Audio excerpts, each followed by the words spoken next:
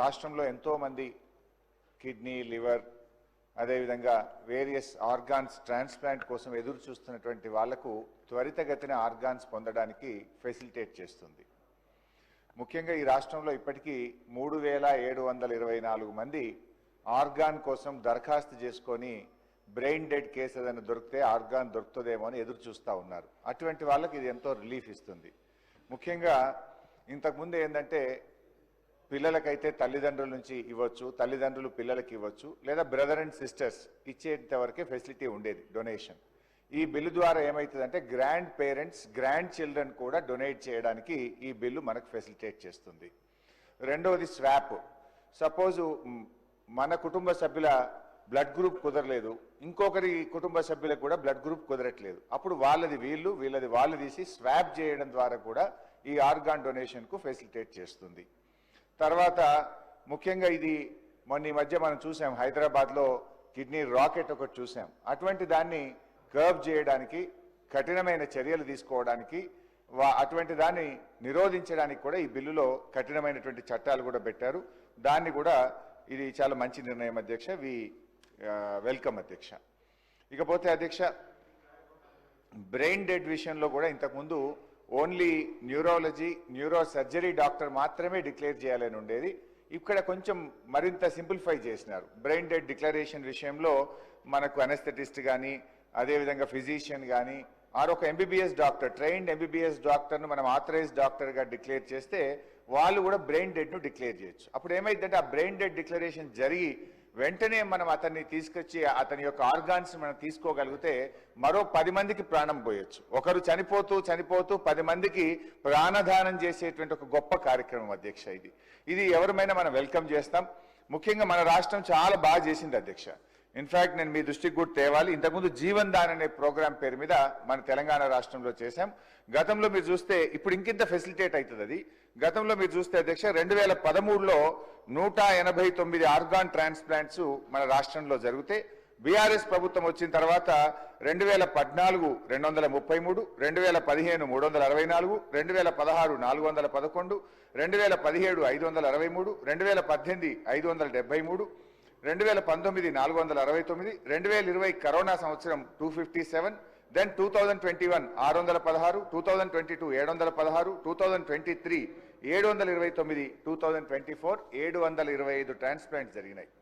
భారతదేశంలోనే అత్యధిక ట్రాన్స్ప్లాంట్ చేస్తున్న రాష్ట్రంగా తెలంగాణ రాష్ట్రం కేంద్ర ప్రభుత్వం నుంచి అనేక అవార్డులు కూడా గతంలో పొందింది. అంటే బీఆర్ఎస్ హయాంలో కూడా ఈ ప్రాణాలు కాపాడడానికి మేము చాలా కృషి చేశాం. వరుసగా 4-5 సంవత్సరాలు best state in doing transplants లో తెలంగాణకు అవార్డ్స్ కూడా రావడం జరిగింది అధ్యక్ష. అయితే అధ్యక్ష ఇక్కడ చాలా మందికి తెలియదు మన ప్రభుత్వ ఆసుపత్రులు ఎంత బాగా పనిచేస్తాయనో. ఈ జనరల్ ఆర్గాన్ ట్రాన్స్ప్లాంట్ అంటే ఒకప్పుడు అమెరికా వెళ్ళేవాళ్ళు, లండన్ వెళ్ళేవాళ్ళు, కార్పొరేట్ ఆసుపత్రులకు వెళ్ళేవాళ్ళు. కానీ మన తెలంగాణలో ప్రభుత్వ ఆసుపత్రులు 609 ఆర్గాన్ ట్రాన్స్ప్లాంట్స్ ప్రభుత్వ ఆసుపత్రుల్లో చేశాము. లైక్ నిమ్స్, ఉస్మానియా, గాంధీ, మన ఆసుపత్రుల్లో 609 ట్రాన్స్ప్లాంట్ చేశాం. ఇక్కడ ఇంకా ఒక విషయం నేను చెప్పాల్సింది ఏంటంటే అధ్యక్ష, ఆర్గాన్ ట్రాన్స్ప్లాంట్ అంటే చాలా కాస్ట్లీగా మనం భావిస్తాం. ఇది కిడ్నీ కానీ, లివర్ కానీ, హార్ట్ కానీ, లంగ్ కానీ, ఇది చాలా కాస్ట్లీ, ఇది పెద్దోళ్ళు మాత్రమే చేసుకోగలుగుతారు, పేదోళ్ళు చేసుకోలేనటువంటిది అని అందరం భావిస్తూ ఉంటాం. కానీ గౌరవనీయులు కేసీఆర్ గారి నాయకత్వంలో అధ్యక్ష మేము ఈ ట్రాన్స్ప్లాంట్స్ అన్ని ₹1 లేకుండా ఆరోగ్యశ్రీ కింద 577 ట్రాన్స్ప్లాంట్స్ మా ప్రభుత్వంలో చేశాం. దాదాపు 20 లక్షల రూపాయల ఖర్చు అయ్యేటువంటి ఆర్గాన్ ట్రాన్స్ప్లాంట్ ను నయా పైసా ఖర్చు లేకుండా ప్రభుత్వ ఆసుపత్రుల్లో ఉచితంగా చేసినటువంటి విషయాన్ని మీ ద్వారా వారి దృష్టికి తెస్తున్నాం. ఇన్ఫాక్ట్ అధ్యక్ష కిడ్నీ ట్రాన్స్ప్లాంట్స్ లో అయితే ట్రాన్స్ప్లాంట్ అయినాక వాడే మందులు కూడా చాలా కాస్ట్లీ ఉంటాయి.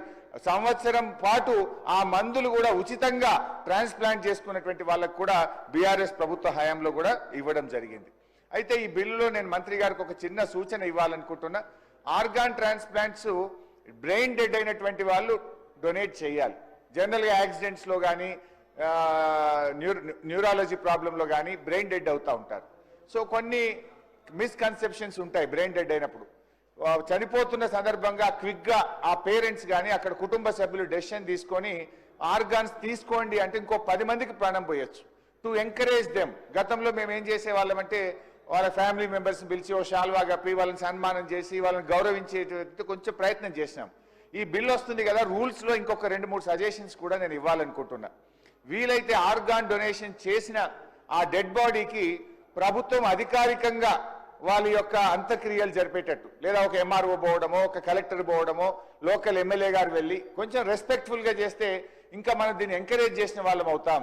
ఎలాగో బ్రెయిన్ డెడ్ అయింది, ఆ మనిషిని కాపాడుకోలేం, కానీ తాను మరో 10 మందికి ప్రాణం దారబోయగలుగుతాడు కనుక ఆ కుటుంబ సభ్యులు ఒక మంచి నిర్ణయం తీసుకోవాలంటే వాళ్ళని ఎంకరేజ్ చేసే విధంగా ఉండాలి. ఒకవేళ వాళ్ళు పేదవాళ్ళు అయితే ఓ ఇందిరమ్మ ఇళ్ళ కింద డబుల్ బెడ్రూమ్ ఇల్లు ఇద్దాం, వాళ్ళ పిల్లల్ని గురుకుల పాఠశాలల్లో ఉచితంగా మన దాంట్లో చదివించే కార్యక్రమం చేద్దాం, లేదా వాళ్ళ కుటుంబ సభ్యులకు ఏదైనా ఇన్సూరెన్స్ లాంటిది, హెల్త్ ఇన్సూరెన్స్ లాంటిది ఇచ్చే ఆలోచన చేయండి, లేదా అట్లీస్ట్ ఈ ఫ్యూనరల్ అన్న ప్రభుత్వ పరంగా గౌరవంగా చేస్తామంటే మరింత మంది ముందుకు వచ్చి రాష్ట్రంలో ఎంతో మంది ప్రాణాలు కాపాడడానికి అవకాశం ఉంటుంది. నాకున్న సమాచారం మేరకు దాదాపు 3700 మంది ఆర్గాన్స్ కోసం ఇక బిక్కున ఎదురు చూస్తా ఉన్నారు. అంటే వాళ్ళ పాపం దొరకదా కుటుంబ సభ్యులు ఇవ్వని పరిస్థితుల్లో ఇలాంటి బ్రెయిన్ డెడ్ దానికోసం ఎదురు చూస్తుంటారు. అఫ్ కోర్స్ ఈ డెసిషన్ ఇవాళ గ్రాండ్ పేరెంట్స్ గ్రాండ్ చిల్డ్రన్ ఇవ్వచ్చు, స్వాప్ వచ్చింది, దీనివల్ల కొంత డెఫినెట్లీ ఇది యూస్ఫుల్. ఇంకా ఇలాంటి కొంత ఎంకరేజ్మెంట్ కూడా మంత్రి గారు ప్రపోజ్ చేయగలిగితే ఈ రాష్ట్ర ప్రజలకు మరింత మేలు జరుగుతుంది. ఇప్పటికే ఆర్గాన్ డొనేషన్ లో తెలంగాణకు దేశంలో మంచి పేరుంది, దీన్ని కొనసాగించాలని మరింత బాగా ముందుకు తీసుకుపోవాలని మీ ద్వారా మంత్రి గారిని కోరుతున్నాను.